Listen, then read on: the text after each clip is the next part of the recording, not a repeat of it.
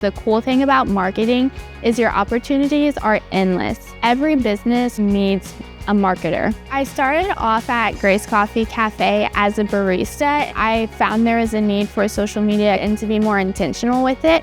So I reached out. I said, can I do social media for the coffee shop? And she said yes. We branched out to include locations on SEMO's campus. Getting to market the SEMO locations of Grace Coffee is very full circle, and I feel very connected because I'm always at Dempster for classes because each one kind of has a different audience. I feel super hands-on with it. Having these internships really help you apply yourself. You're learning something in class and then you go to your work and you're like, wait, I learned that in class. And so it was kind of the perfect combination.